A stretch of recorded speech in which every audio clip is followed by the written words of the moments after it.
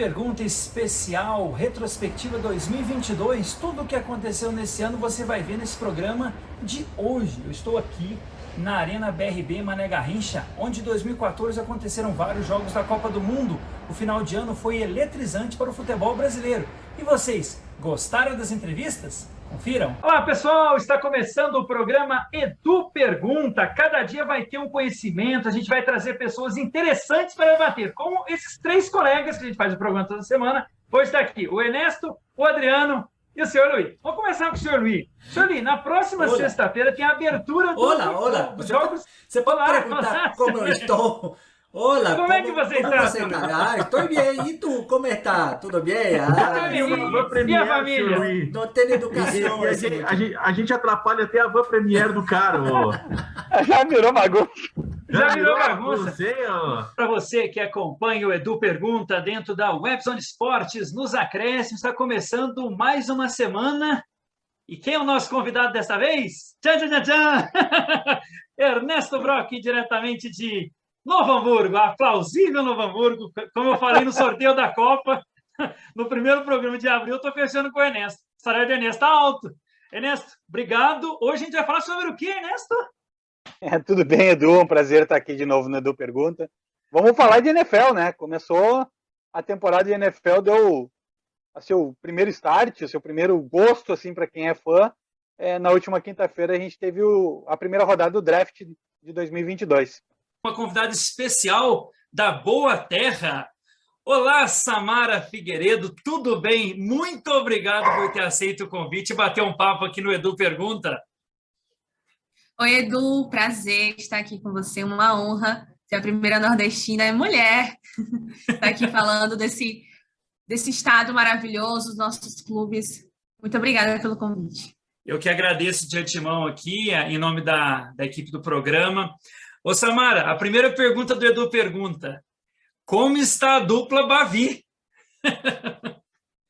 Edu, então, eu vou começar pelo Vitória, que não está tão bem assim, né? O Vitória, infelizmente, no ano passado caiu para a Série C, já estava ali perdurando, né, em algumas tentativas. Foi ali em 2020, não conseguiu permanecer na Série B, mas infelizmente no ano passado não teve jeito. O Vitória caiu e não teve um bom início de campeonato, né? Um bom início de temporada aqui na Bahia, né? E até então, o Vitória só tem a Série C e que pode acabar agora em agosto, né? A gente tem esse medinho aqui. O Vitória não está numa situação muito boa. A gente teve essa queda dos nossos dois principais clubes. O Bahia caiu para a Série B e também não teve um início de campeonato de temporada muito agradável, né? Também foi eliminado do Campeonato Baiano, chegou ali também às fases de grupos, né, da Copa do Nordeste, não chegou a se classificar para as finais, para as semifinais e nem chegou às finais, mas na Série B e na Copa do Brasil tá indo bem, né? Vamos botar mais aí a Série B, que o Bahia está em terceiro colocado, então é uma surpresa boa que a gente teve, né, dessa reação tão repentina e tão, vamos dizer, eficiente, né, que o Bahia teve. E pergunta, tem um convidado ilustre, lá da cidade de Cascavel. Vou conversar com o jornalista Lucas Gabriel, paranaense, e está com a camiseta do Furacão, que nesta quarta-feira tem um confronto contra o Palmeiras pela Recopa Sul-Americana. Lucas, primeiramente, muito obrigado por ter aceito o meu convite. Eu gostaria de saber um pouco da sua carreira aí no jornalismo esportivo do Paraná. Então, eu sempre tive esse sonho de trabalhar no meio do esporte, né? E aí, há 2 anos atrás, eu era um professor concursado do município, né? Há 2 anos atrás, antes da pandemia acontecer, falei, cara, eu vou pedir exoneração e vou, como diz o ditado aqui no Paraná, vou meter o louco, né? E aí acabei me envolvendo com um outro clube aqui da cidade, né? CR. E ali eu acabei conhecendo um rapaz que tinha uma produtora, tal, fazia jogos amadores, e ele me convidou para fazer parte da equipe dele. Trabalhei ali por 2 anos, tive a oportunidade de fazer Copa do Brasil, vou para minha terceira Série D, fiz meu terceiro Paranaense, estou cobrindo, então assim, na área estou há atuante há 2 anos, né? Indo para 2 anos e meio, mas o sonho vem aí desde a minha infância, né? Convidado internacional. A gente jogava futebol lá em Pouso Alegre. Já vou entregar um pouquinho na cidade. Tudo bom, Lucas Capaz? Ele é descendente italiano, mas ele está em Portugal, é isso? Já estamos em um país de cada vez, já que a gente chega lá na Itália. Prazer falar contigo. Obrigado. Como é que está aí a vida em terras portuguesas? Como dizia aquele cantor, com certeza. Tá tudo bem por aí? Pois, né? Como se diz em português. Então, cara, faz 3 meses que eu estou aqui, né? Recém-chegado ainda. Tá o período ainda de se encontrar, tal, estabilizar. Mas está muito bacana, cara. À primeira vista, sim, a qualidade de vida, né? Diante que a gente tem no Brasil, que hoje em dia está muito difícil, cara, é fora de sério. Tem coisas aqui que você não acredita que, pelos preços das coisas, é uma coisa muito diferente, mas bem, bem legal, cara. Você está com 2... Quais? Isso. O outro é do esporte, é isso? Como é que você está vendo aí? E também está aqui o Pouso Alegre, né? Pousão que aí... A raiz não pode... A gente vai em qualquer lugar, mas a raiz está junto. Zone, dentro do Edu Pergunta, agradecer também a sua assessoria. Vou já começar fazendo a primeira pergunta para você. 1992, o título do Cruzeiro, a sua participação. Obrigado. Conta um pouco para a gente. Beleza, Edu. Satisfação aí tá podendo participar aí do programa. Esse Cruzeiro de 92, eu falo para todo mundo, né, que foi o melhor time tecnicamente que eu participei, né? Um time onde tinha Luizinho como zagueiro, jogou na seleção brasileira, Boiadeiro, Renato Gaúcho, Nonato, Paulo Roberto, lateral direito, Roberto Gaúcho, né, o ponto esquerdo. Então, assim, é um time tecnicamente fantástico. Nós somos campeões mineiros e campeões da Supercopa, né? É um clube onde eu tenho as melhores lembranças, né? Até porque quando você conquista, né, as lembranças positivas ficam na sua cabeça, né?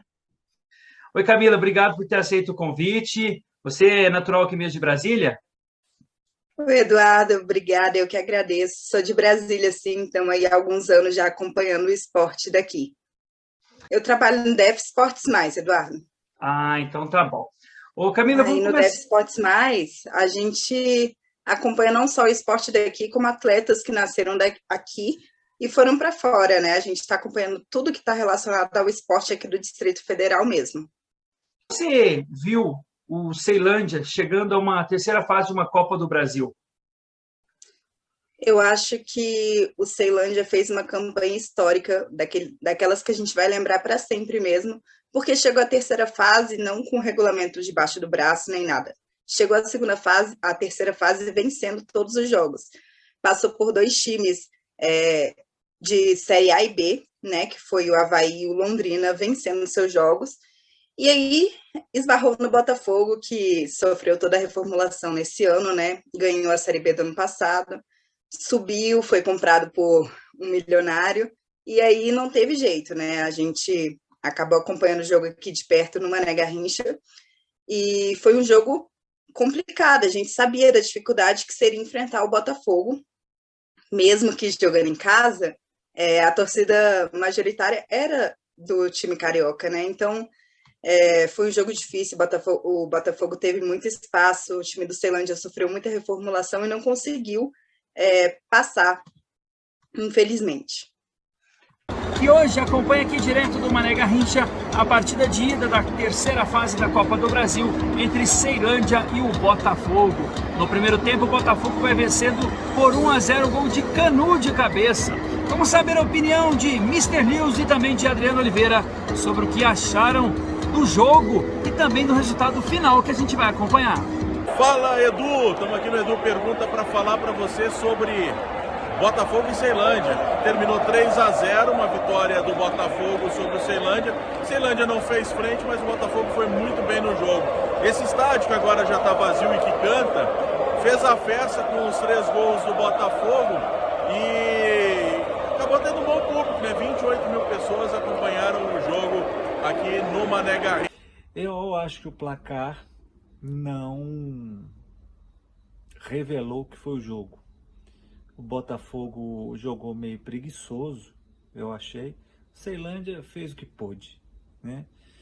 Mas no primeiro gol do Botafogo, o Botafogo já deu uma desacelerada e, enfim, foram três gols, 2 lances de bola parada, um escanteio, uma falta, os 2 primeiros gols, e o terceiro gol, uma bobagem da zaga do Ceilândia, que poderia ter feito um golzinho de honra, né?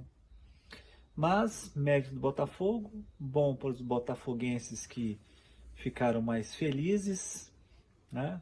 E vai abrilhantar mais o nosso programa. A gente está trazendo lá de Manaus, João Normando. Olá, João, tudo bom? Obrigado por ter aceito o convite. Vamos falar um pouco do estado do Amazonas, principalmente o esporte e o futebol daí. Obrigado pela sua atenção com a gente aqui da Webzone. Opa, Eduardo, agradeço imensamente pelo convite, você também que está assistindo. Acho que uma das coisas que mais me fez gostar de futebol é justamente isso, você poder contar a sua história, como o Eduardo até citou. Ele é lá do centro-oeste do país, lá de Brasília, e você poder ter esse contato com os diversos estados. Hoje eu vou estar conversando um pouco sobre a minha experiência aqui no futebol amazonense, que vive uma grande fase. Temos hoje um time na Série C, 2 times na Série B, e um futebol emergente na minha visão, e que eu estou tendo esse prazer de acompanhar já há 4 anos em loco, aqui nesse estado que eu tanto amo desde que eu nasci.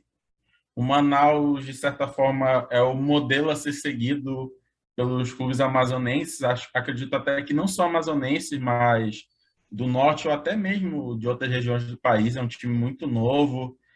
No meio do mês passado, completou apenas 9 anos de existência. Um time tão emergente assim, já consegui chegar na terceira divisão. Acredito que o Manaus vive uma fase que resume o futebol amazonense da melhor maneira possível. Oi, Eduardo, eu que agradeço o convite, uma honra para mim participar do programa. E, bom, meu nome é Thiago Medeiros, você já me apresentou, sou jornalista de formação, também tecnólogo em eventos, e por muito tempo trabalhei em emissoras de rádio aqui em Brasília, mais especificamente trabalhava na Rádio Senado por 11 anos, e agora eu trabalho como gestor de eventos, também no Senado Federal, e tenho essa paixão aí por eventos esportivos, por esporte, por futebol, enfim, desde lá, quando eu nasci em Santa Maria, no Rio Grande do Sul. Na verdade, Eduardo, até basquete é meu esporte preferido, viu? Não é futebol, não? Jogava na adolescência. Futebol não tinha grande habilidade, né? Então não, só como torcedor mesmo. Mas basquete eu me arrisquei ali a jogar na adolescência, enfim, e quando vim para cá me identifiquei bastante com o time local aqui de Brasília, que por várias vezes venceu o campeonato nacional e até sul-americano. E é o primeiro treinador que o Edu Pergunta faz nesta série, o Fael Júnior. Fael, muito obrigado aí por ter aceito o convite e participar do Edu Pergunta. Por que escolheu o Japão, Fael? Obrigado aí pela sua atenção com a gente. Boa noite, Edu. Prazer também participar do programa. Ainda mais sendo o primeiro treinador, né? Primeiro inaugurando aí as lives com o seu programa. Japão, já faz tempo, né, cara? Já voltei, já fazem 15 anos que eu voltei do Japão. Fiquei por lá também 15 anos. Foi um início promissor da minha carreira, onde eu fui ainda como atleta, né? Ainda como atleta, peguei futebol amador do Japão ainda. Participei de campeonato até amador do Japão. Eu profissionalmente jogava aqui. Ainda participei como campeonato amador lá. E eu escolhi o Japão justamente porque na época que eu jogava aqui, o futebol não era tão bem remunerado hoje como é hoje, e não em todos os clubes, né? Eu, junto com o Pouso Alegre Futebol Clube, estarão na Série C em 2023 o Amazonas, também as equipes do América de Natal e do São Bernardo. A série com treinadores que ascenderam da Série D para a Série C em 2023 tem hoje o convidado Rafael Lacerda, treinador do Amazonas. Rafael, muito obrigado por ter aceito nosso convite. E esse Amazonas aí, a sensação da primeira fase e consegue o acesso. Obrigado por ter aceito o convite. Fala, Eduardo. Prazer participar do programa. Agradeço o convite de falar um pouco sobre o nosso trabalho aqui no Amazonas. verdade, conseguimos esse acesso, grande objetivo do clube. Chegamos aí 3 semanas antes de iniciar a competição, vindo lá do Rio Grande do Sul, sem conhecer muito a região norte do país, o Amazonas mais especificamente, mas fizemos uma grande primeira fase, onde a equipe perdeu apenas uma partida dentro de 14 jogos, apenas uma derrota para o Porto Velho, onde estávamos ganhando, acabamos levando a virada, e aí chegaram os mata-matas, onde a equipe não perdeu, conseguimos a classificação, avançando aí para a Série C, e agora temos Dessa vez é o técnico Paulo Roberto, do Pouso Alegre Futebol Clube. Professor, muito obrigado por ter aceito o nosso convite. Seu 14º acesso, onde está o segredo? Conta pra gente se puder, né? Obrigado aí. Boa tarde, é um prazer poder estar participando aí com vocês. Realmente a nossa trajetória profissional, ela nos proporcionou isso, né? Agora no Pouso Alegre, que foi a equipe onde nós conquistamos o primeiro acesso na nossa carreira, foi o primeiro clube também que nós dirigimos profissionalmente, e agora tendo a oportunidade de conquistar o 4º acesso pelo Pouso Alegre, o 14º, desculpa. Hoje traz um convidado especial dentro da série de reportagens, o técnico do São Bernardo, clube que ascendeu da Série D para a Série C em 2023. Lembrando que ainda o São Bernardo está em disputa. Neste domingo enfrenta o América de Natal pela semifinal da competição. Márcio Zanardi, muito obrigado aí pela sua atenção com a gente. Como é que foi essa ascensão do São Bernardo aí, equipe do grande ABC Paulista? Obrigado pela sua atenção. Obrigado, prazer pelo convite, Eduardo. O São Bernardo ele se tornou um clube empresa em 2020, né? Então, é um clube que hoje é gerido pelo Grupo Magno, e desde então tem um projeto da Série A2, subiu, foi campeão, subiu para a Série A do Campeonato Paulista, e eu estava no Sub-20. E aí, setembro do ano passado, o Ricardo Catalá, que era o treinador, recebeu uma proposta, e eles me subiram, e eu fui efetivado treinador na Copa Paulista. Acabei sendo campeão da Copa Paulista, e aí conseguimos a vaga para a Série D.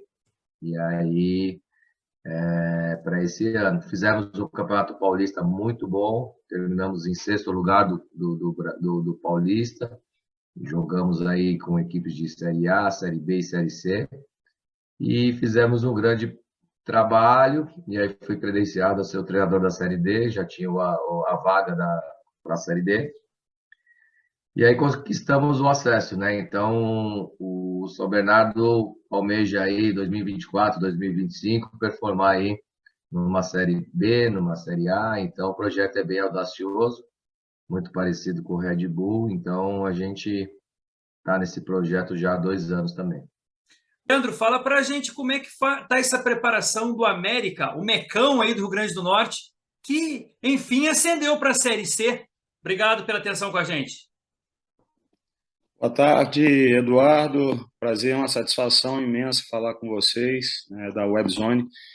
Realmente o América, né, depois de 6 temporadas na Série D, a gente conseguiu aí esse tão sonhado acesso, né, o acesso de muitos anos aí, que o América vinha pelejando, né, para poder subir a Série C do Campeonato Brasileiro.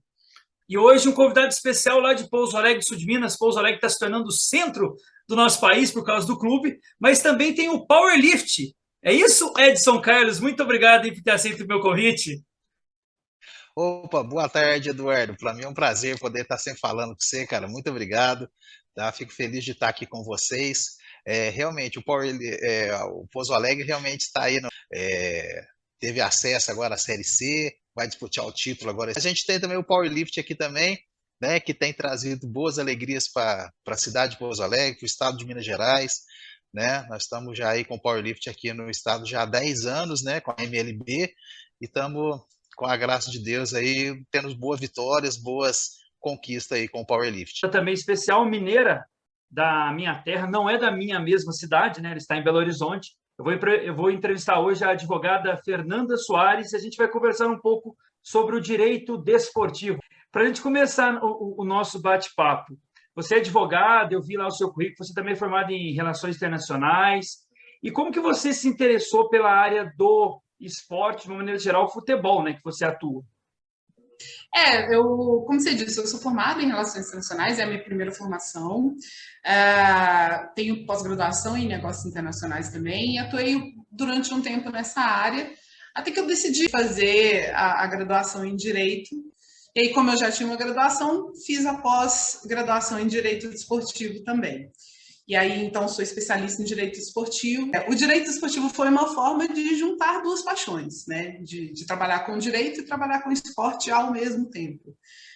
Eu não conhecia a área do direito esportivo quando eu decidi entrar para a advocacia.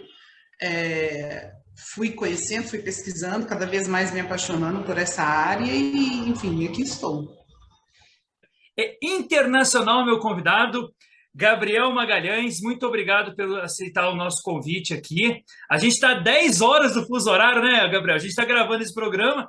Aqui em Brasília são 23 horas e 10 minutos. E aí? É Tailândia, é isso? Isso, Tailândia. Aqui são 9h10 da manhã já. Já passou um pouquinho, eu tô na sua frente, hein? Já sei o que tá acontecendo no futuro. Só um pouquinho. Ô, Gabriel, fala um pouco como é que é o futebol aí da Tailândia. Cara, eu vim para cá ano passado, né? Eu tive a oportunidade aqui através do professor Alexandre Gama, que é multicampeão, o maior treinador que tem na Tailândia, um brasileiro. Tive a oportunidade de vir para cá como auxiliar dele, né? Para voltar um pouco, eu conheci ele em 2016, quando eu fiz a licenciada da CBF. E aí a gente manteve o contato, a gente foi fazer a licença Pro e tudo mais. Ele me fez o convite para vir como auxiliar dele. Vim para cá para o Buriram United, que é o maior clube daqui na questão de estrutura e como se fosse um Flamengo e Corinthians do Brasil, que teoricamente são os maiores, né? Tem outros clubes também tão grandes iguais, com títulos, etc. Mas é considerado pela imprensa daqui o maior clube daqui dos anos. Então, assim, é um campeonato forte, onde os estrangeiros fazem muita diferença.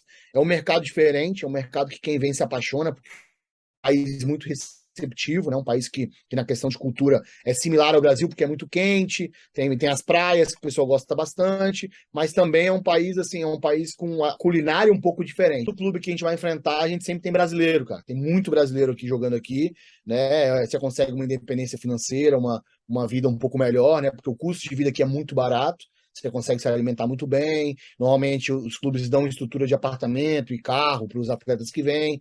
Então você consegue trazer sua família e você consegue dar uma continuidade caso você não esteja tão bem no Brasil ou você queira procurar novos ares, né? Uma data especial, o Dia do Professor.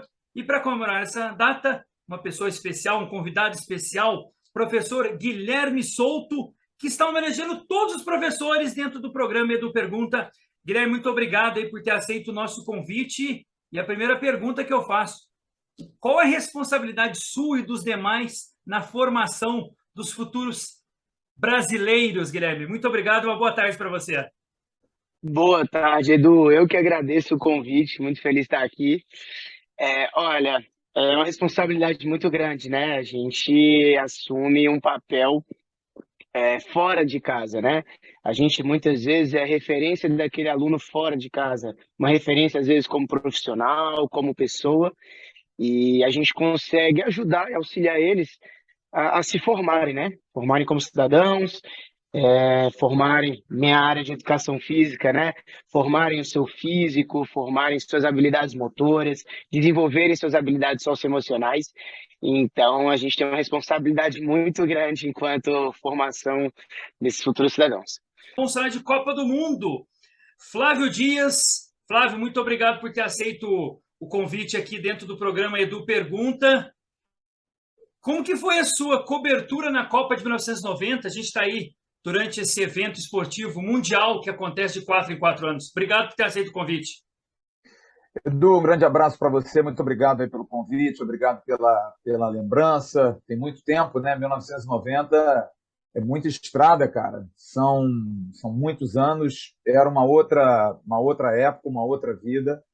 Na verdade, a minha cobertura ela começou bem antes, porque eu, em 1990, eu ainda fazia parte da Rádio Capital, que foi com mais 3 emissoras, um pool de emissoras para transmitir os jogos da Copa, mas antes da Copa eu fui para a Europa e foi uma experiência, porque eu tinha 20 anos de idade, fazia a cobertura da seleção, porque eu já fazia a cobertura da seleção em Teresópolis, da pré-temporada, né?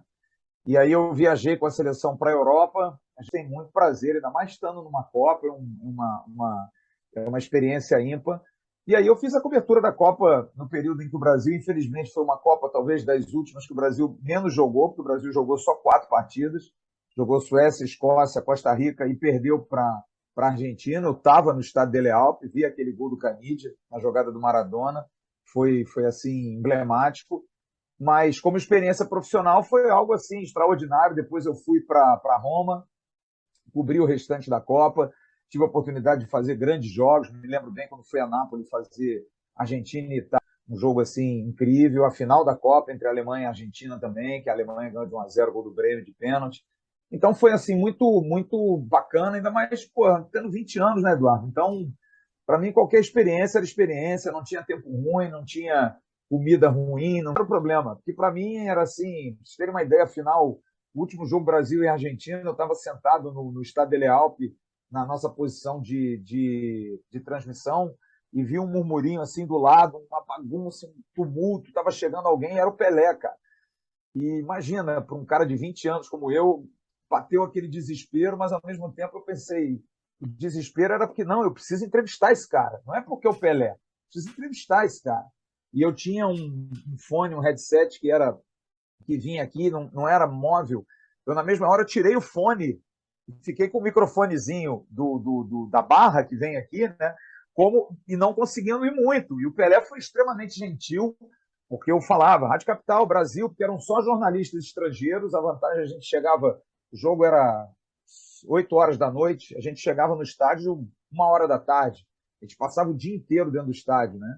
Levava, às vezes, comida do hotel para não gastar, para poder comer o sanduíche do café da manhã. Não tinha almoço, não tinha janta.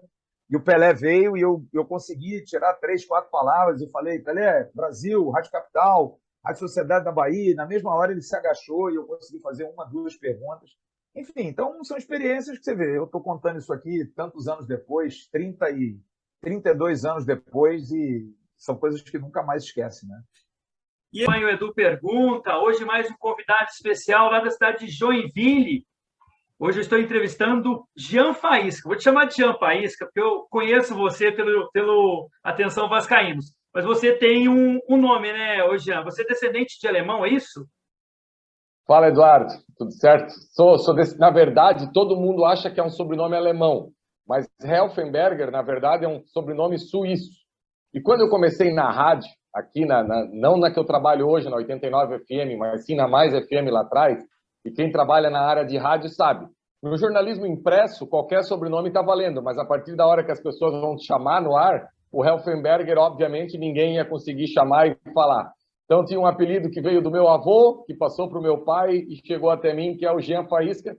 Te confesso que eu não gostava, Eduardo, não achava legal, e acabou pegando. E hoje muitas vezes me chamam de Faísca, só até o Jean já ficou para trás e está tudo certo. Hoje eu vou conversar com o jornalista Emerson Rocha, que vai falar sobre o futebol carioca.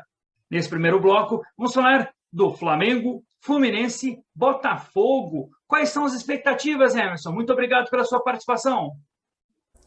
Fala, meu amigo Eduardo, e a todo o público ligado aqui de Brasília. Grande abraço para todos vocês. Emerson Rocha, jornalista aqui do Rio de Janeiro, para trazer as informações do futebol carioca, principalmente visando o planejamento ainda para a temporada 2022, já que os campeonatos nacionais estão para começar. Eu vou começar falando principalmente sobre os 3 times do Rio na primeira divisão do Campeonato Brasileiro. É claro que a expectativa para o Flamengo é o título, não tem outro pensamento do que não o título brasileiro que nos faz, e o Fluminense vai tentar fazer novamente uma boa campanha no Campeonato Brasileiro. Nos 2 últimos anos o Fluminense conseguiu vaga na Libertadores da América e quem sabe para esse ano também bata ali em cima, fica ali entre os principais clubes do Brasil esse ano também, 2020, que estão promissores. Então o Fluminense também vai brigar ali na parte de cima no Campeonato Brasileiro. O Botafogo ainda é uma incógnita, porque o Botafogo teve a questão da SAF. O futebol do Botafogo foi vendido para o americano John Textor, que começa a investir muita grana no Botafogo para esse ano, já fez contratações pontuais. O Edu pergunta, tem outro Edu. Então vai ser Edu pergunta e Edu responde. Edu Panzi, muito obrigado pela sua participação aqui. Você fala diretamente de Belo Horizonte, é isso, né? Oi, Edu, tudo bem? Falo aqui de Belo Horizonte, estou no estúdio da Rádio Itatiaia, capital de Minas, maior rádio do estado, sou comentarista aqui da Rádio Itatiaia. Já vou me apresentar de uma vez, tá, Xará? Tá certo. Sou jornalista, sou radialista, um pouco mais de 20 anos de carreira, com passagem pela TV Bandeirantes, Rádio Transamérica, Rede 98, e agora onde eu sempre sonhei, que é estar na Itatiaia, a rádio mais tradicional aqui de Belo Horizonte. Fiz jornalismo para um dia conseguir chegar a trabalhar na Itatiaia. Graças a Deus consegui, e sou comentarista. Faço futebol, outros esportes, se necessário, mas comentarista de futebol, participo dos programas. Professor Gustavo Passos, muito obrigado por ter aceito o convite aqui do Edu Pergunta. Gustavo, a gente já é conhecido tudo, mas você vai contar para a gente no programa o que é a Zumba. Obrigado aí por ter aceito o convite. Valeu, Edu, brigadão aí pelo convite, um prazer estar aqui. Vamos lá, o que é Zumba? Zumba é um programa, ele foi criado por um colombiano, o nome dele é Beto Pérez, na ideia de fazer pessoas dançarem. E aí ele sabia de alguns ritmos e coisas bem simples, a aula é feita, a Zumba, o programa desse programa de dança é feito para dançar, ser simples e as pessoas se divertirem, esse é o maior objetivo. E então ele fez, por acaso, um professor faltou na academia. E aí ele falou, gente, eu sei dar uma aula aqui de dança, eu posso fazer para a academia não ficar sem aula. E aí ele teve a oportunidade, fez, todo mundo gostou, e aí ele voltou na semana seguinte, aí voltou, foi, quando viu, a turma estava muito cheia, e ele falou, ó, temos que fazer um programa, um produto disso aqui, temos que criar, né? E aí foi, assim aconteceu. Obrigado pelo convite para participar, Eduardo. Bom, meu nome é Giscard Stefanou, eu sou nascido em Porto Alegre, né, Rio Grande do Sul, mas eu moro em Brasília já desde 2006, então já fazem quase 16 anos que eu estou aqui na capital federal. Sou servidor público, né, sou servidor da Justiça Federal da 4ª Região, e eu estou cedido... Esconder que você é gremista, né? Sim, sou muito gremista, né, muito fanático, inclusive eu sou cônsul do Grêmio aqui em Brasília, né, o cônsul é o representante oficial do Grêmio aqui na capital federal, né? Então a minha paixão pelo Grêmio, eu saí de Porto Alegre, mas continua Brasília e mundo afora, né? Eu sempre levo o Grêmio para onde eu viajo, para onde eu vou, inclusive para a Copa do Catar, vou estar lá também, além da camisa do Brasil, claro, de várias camisas do Brasil, vou levar a camisa do Grêmio, bandeira do Grêmio, então para representar não só o Brasil como o Grêmio no Catar. Então nós vamos agora para o grupo G, né? Brasil, Sérvia, Suíça e Camarões. Na verdade, antes de dar uma... Oi? Para muitos, o grupo da morte. Né? Vamos dar aqui, o Brasil estreia dia 24, uma quinta-feira, às 16 horas. Joga na segunda-feira contra a Suíça, às 1h da tarde. E fecha numa sexta-feira, dia 2 de dezembro, ao meio-dia. E se o Brasil for até a final... as empresas vão ficar bravas, porque o Brasil só vai jogar durante a semana. Não tem nenhum jogo no Brasil sábado e domingo. A turma do churrasco está gostando. Então vamos saber agora a opinião de senhor Luí, que não sei se está tremendo embaixo da mesa, como diz o Ernesto, do Adriano e do Felipe. Fala galera, ontem nós tivemos o sorteio da Copa do Mundo e eu vim aqui para poder comentar sobre o grupo onde teremos Espanha, Alemanha, Japão, Nova Zelândia ou Costa Rica. Para mim esse grupo vai ser muito interessante porque veremos as duas escolas tradicionalíssimas como a Espanha e a Alemanha se confrontando aí. A Espanha que vem com um time reformulado ao longo do tempo e a Alemanha tentando apagar o fiasco que foi a Copa de 2018. Para saber mais, acompanhe conosco aqui na Webzone, beleza? Oi Edu, tudo bom? Tô chegando aqui para participar do Edu Pergunta para falar um pouquinho sobre Copa do Mundo, sorteio. Vocês já estão falando bastante sobre os mais diversos grupos e as dificuldades, mas eu queria me ater aí principalmente ao grupo do Brasil, né? Que o Brasil deve passar por algumas dificuldades, vai encontrar um jogo mais duro e pesado, principalmente contra os europeus, e não acredito que contra a seleção de Camarões sofra tanto, né? Até porque já não é um grande time. De qualquer forma, o grupo do Brasil vai trazer mais uma vez adversários conhecidos, em que o Brasil vai ter que superar uma coisa que enfrentou muita dificuldade, tanto na última Copa da Rússia, quanto nas eliminatórias, quando enfrentou equipes com sistema de marcação muito forte. Acho que por aí passa o trabalho do T6. Então, nessa primeira fase, o que a gente observa é isso, jogos difíceis em que o Brasil terá que ser protagonista, como sempre foi, mas de marcações muito fortes. E aí o caminho do Brasil, caso passe e se os favoritos forem avançando, não me parece tão complicado. O Brasil pode ter uma sequência de duelos sul-americanos, passando por Uruguai e Argentina. Mas aí é outra história para mais à frente. Mas o grupo do Brasil não é o grupo da morte, que se temia que poderia ter uma Alemanha ou a Holanda, mas também não é nenhuma barbadinha, viu? Um abraço, Edu. Hola, brasileños.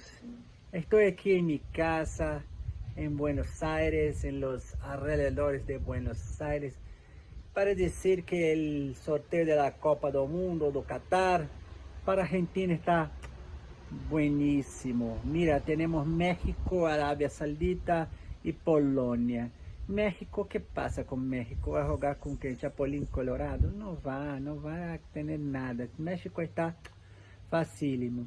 Arábia Saudita, vou botar una bomba ya y listo. Arábia Saudita no tiene nada. Y Polonia, pobre Polonia no sabe nada de fútbol. Vamos salir de primero del grupo, fácil. Ahora usted, Brasil, yo creo que no van a pasar da primeira fase. Não vai passar da primeira fase. Usted, brasileiro, não sabe jogar contra seleções africanas. Camarões, ñaco. E ustedes, e Suíça, vão comer chocolate.